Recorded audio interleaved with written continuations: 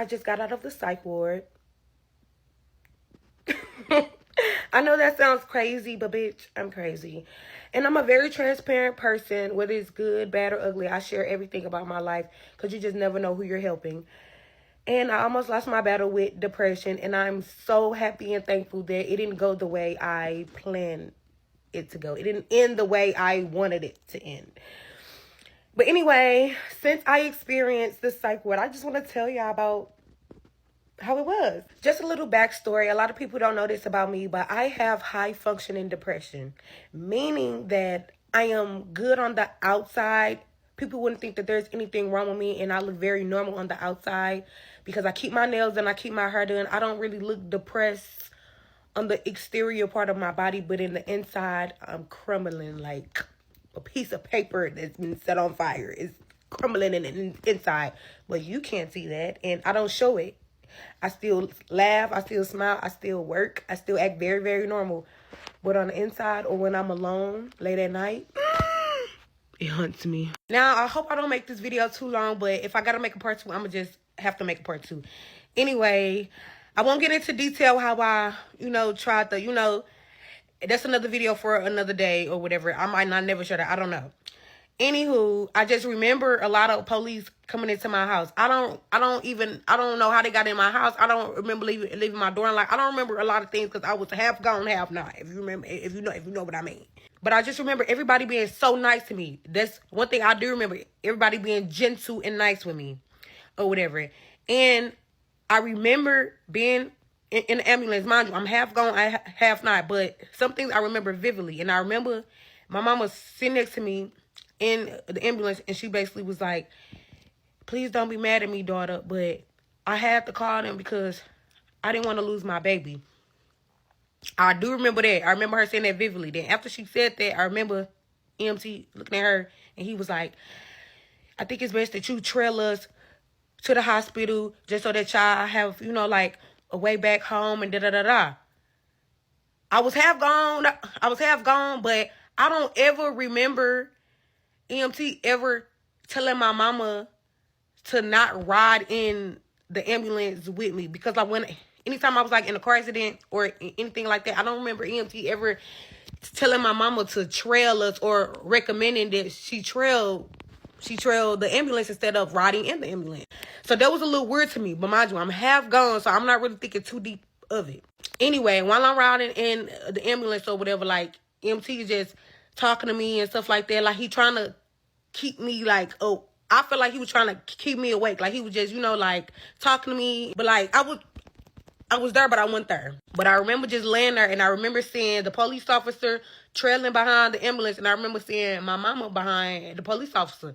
But after a little while, I remember not seeing my mama trailing behind the police officer no more. I'm like, where my mama at? But I'm half there, half not. So I start to doze off or whatever. So by the time that we got to the hospital or whatever, I'm just expecting, my mama to walk in when they take me in.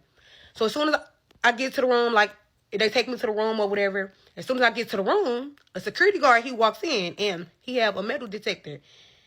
I've never experienced a security guard ever coming into my room, anytime I've ever been in the ER for anything. Mind you, this is the first time I've ever been in the ER for something like this. This is the first time I've ever attempted to do anything of this matter or whatever. But he walked into my room, and I remember it was 2 nurses on this side.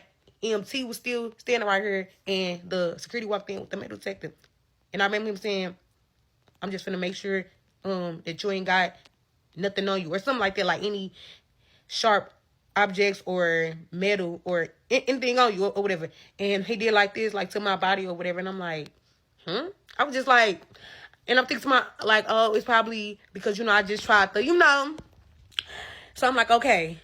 But what I found weird is, after a little while, after they gave me the IV, not like normal and everything, my mama still wasn't in the room. Mind you, anytime I've ever been in the ER because I was sick, or anytime I was sick or after a car accident or anything, my mama always was in the ER with me or whatever. So after I got my IV put in, the doctor and nurses came and went or whatever, I still didn't have my mom in the room. But I remember It was a little desk in the room. They had put it was like a little table desk or whatever with a chair in the room or whatever. And I remember it was a nurse sitting at the desk just kind of staring at me. So after everybody had left, the security left, the doctor left, and the nurses left, it was just this one nurse just sitting at the table just staring at me like while I'm in the bed. I'm like, usually, you know, like the nurses and everybody leave and whatnot. So I'm just like, why you not leaving? Like, and why is it a desk in here? I'm just so confused. But like, I'm half there, half not. But like, I peep certain shit. Anywho, I doze off. I wake back up because somebody comes into the room. It's another nurse. And I remember her tapping the nurse that was sitting up at the desk and basically telling her, go ahead and go on break or lunch or something like that. It's my turn. So she sits down, and the nurse that was once watching me like she walk out. I'm like, why is they taking turns sitting at this desk in my room or whatever? So the other nurse starts to watch me. I'm like, this has never happened to me before. Like, why are they not leaving the room? It's not processing to me that they having people watch me because I just tried to do something to myself. So I doze back off. I get woken up once again because another nurse came in to relieve that nurse or whatever. And I'm like, okay, this is the third nurse, and I'm lost of track of time because I remember them taking my phone and passing my phone to my mama while I was in the ambulance. So, like, before my mama had got out the ambulance, I remember them asking me to give my phone to my mama, and I just passed my phone to my mama or whatever. So, I don't have no sense of time. I don't know what time it is. It's no clock in the room, nothing. Like, I'm just like, this is so weird. This is not a regular ER. Like, where's the clock? Where's my mama? Like, it was just so weird.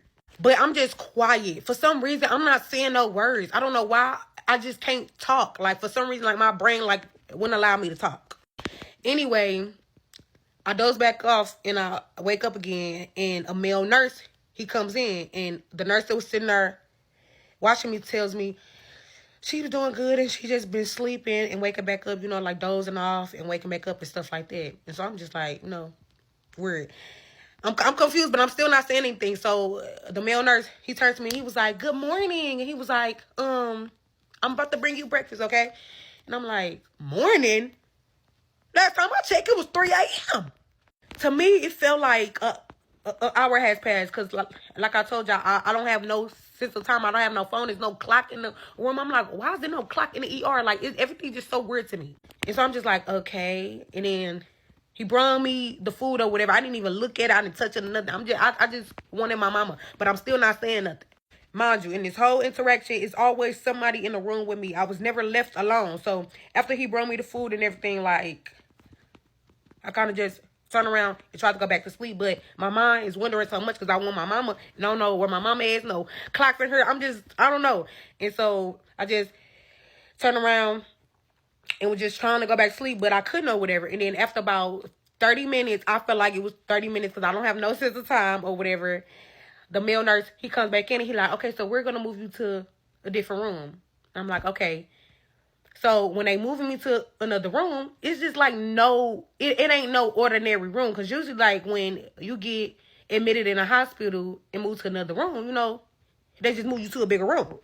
But for some reason, they rolled me to a place in the hospital that was still in the ER because I never went in the elevator or nothing. Like I was still in the ER.